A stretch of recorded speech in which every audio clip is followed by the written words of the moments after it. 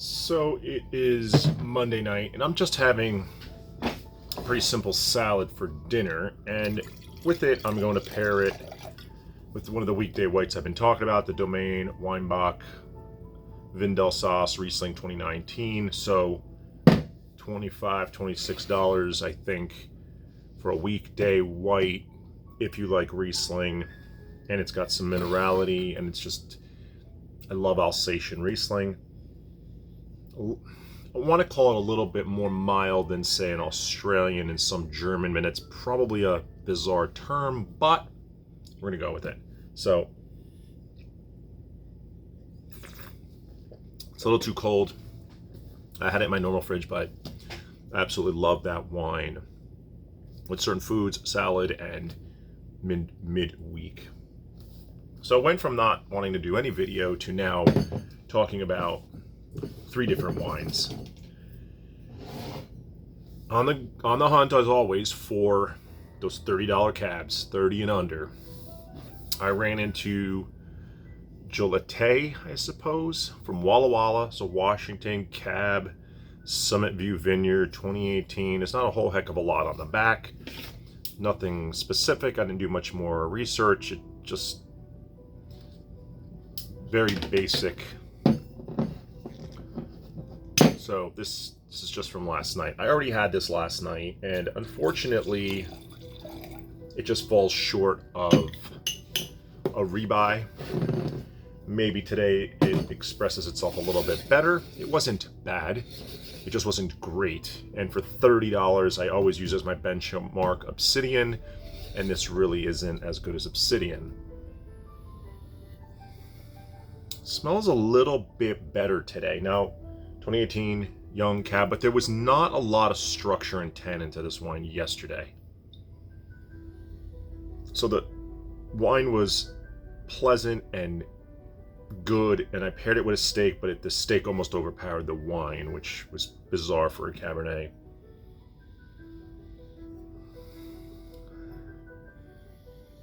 Its aromas are more of like stewed dark fruits today, which it wasn't yesterday. There was a little bit of volatile acidity. It seems like that blew off.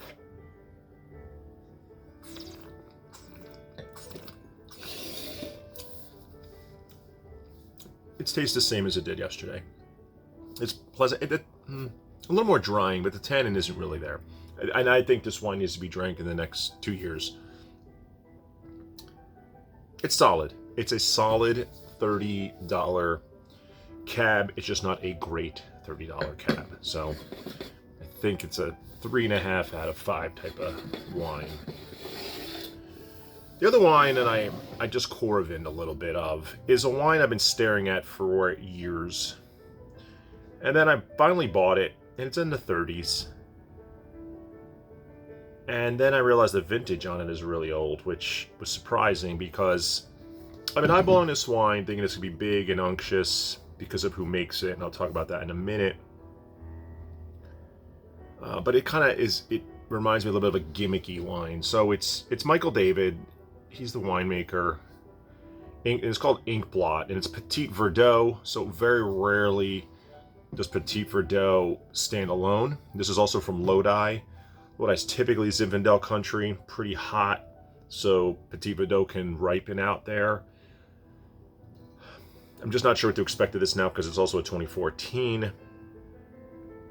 But next year, I'm going to be doing a big wine tasting at my house, and it's going to be bold reds and no Cabernets from around the world. And I'm experimenting with some, like the Hermann Story Grenache is probably going to be one of them. It's the biggest, boldest Grenache I've ever had that I can remember. I'm sure there's some Spanish ones that are similar, but even the ABV on that is high. But a Petit Verdot, I think, would be another solid wine to have in that lineup. If I could find a good Alicante Bouschet, maybe I would get one of those would work.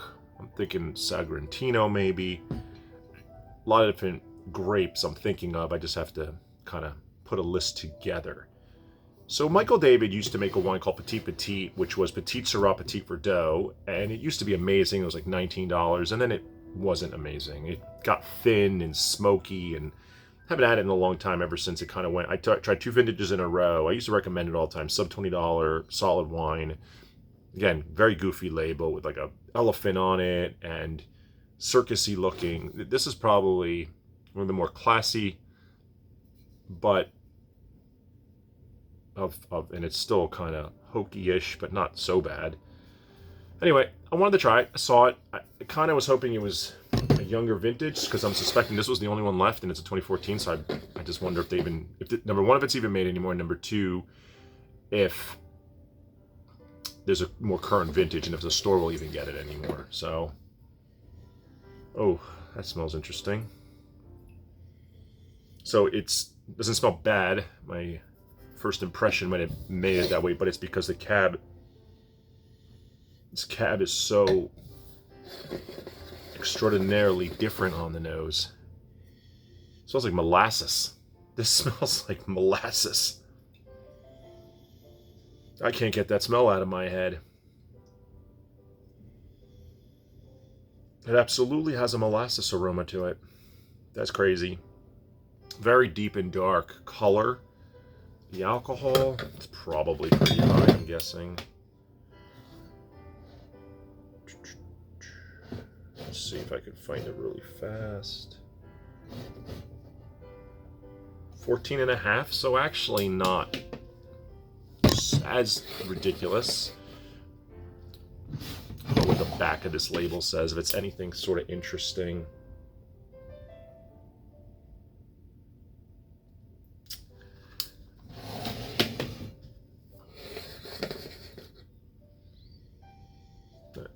It's definitely a molasses thing. Let's see what else. A little bit herbal, a little bit dried sage, just a little.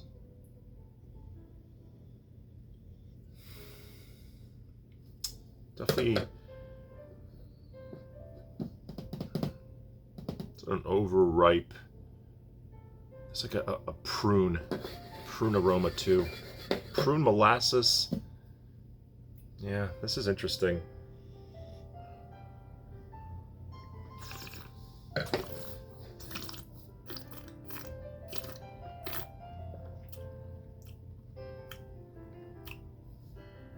Tastes good though. It's got, yep. It's got that delicious factor to it. It's not overly tannic at all. The tannins, it's a super long length. Part of it's that alcohol, but medium plus length. It's medium plus length. It has a delicious factor because it almost tastes sweet, but it's not sweet. But it kind of makes you think you're drinking something sweet because that maple syrup molasses kind of sneaks in, and then there's definitely like this milk chocolate component.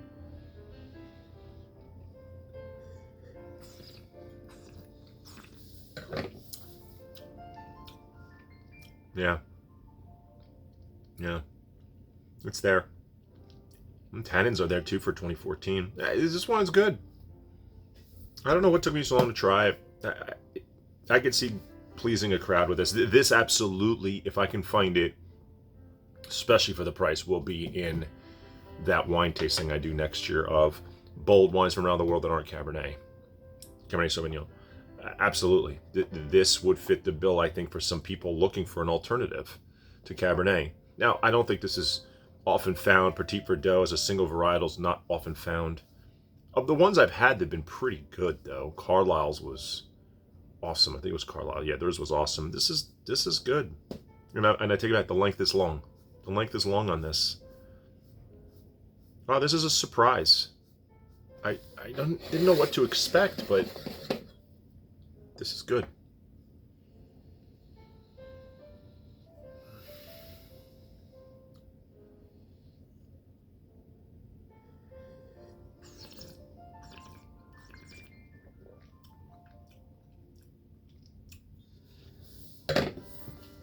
I can't deny that it's good.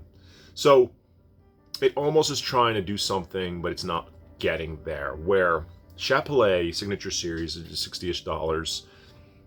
I haven't had one in a few years now, but I have one in my fridge. Just haven't opened it. I believe with that wine, with decant takes on this caramel aroma that very, very few cabs I've ever. This is almost trying to get to this caramel, but it's not. It kind of goes another direction and goes this maple syrup molasses direction.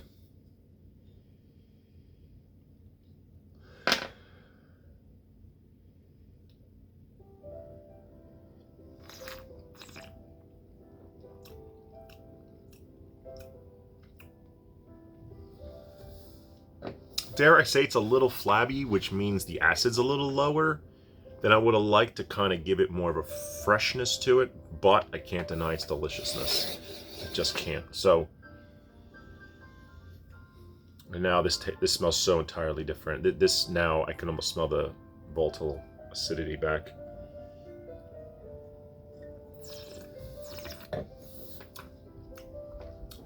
Yeah, as far as body goes, this Petit Verdot is so big and unctuous. It just kind of wallops the Walla Walla Joleté cab. I don't know what the alcohol is on this one. Maybe that this is a little bit more of a restrained style, but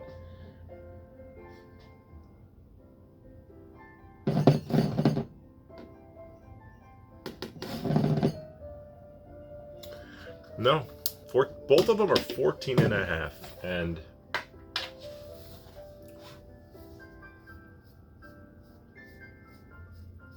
interesting little tasting today. And yeah, that is pretty darn good. On the back it says leathery. I'm not really getting leather. And cherry, is that what that other thing is in here? That is what is in here.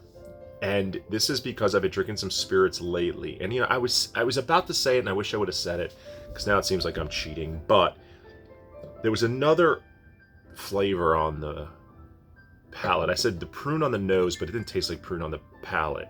There was another taste, and it was cherry, but it's not just like a Bing cherry, or it's like a Luxardo maraschino cherry, which is a much, much darker version, a more higher quality maraschino cherry.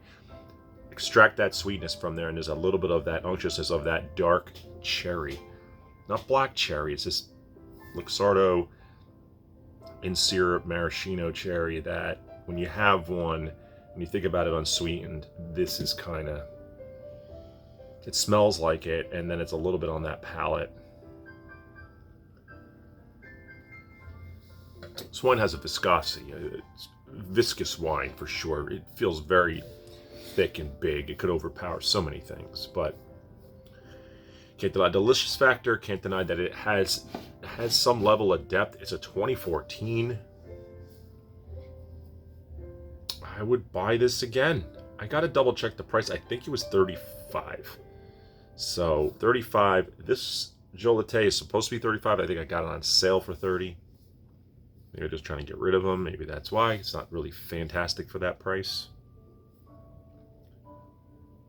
So, that's it. Interesting little comparison. It's almost turning into summertime, rosé time, white wine time. Been doing some cocktails lately. Gin cocktails, bourbon cocktails, rye cocktails, absinthe cocktails. I have a lot of those spirits, and I'm trying to find some cocktails that I enjoy and experiment with them, hence the Luxardo cherries. Luxardo maraschino cherries. And can go have the salad, enjoy it with the Riesling, and probably the rest of this Joleté with some cheese later. And with that, have a good night.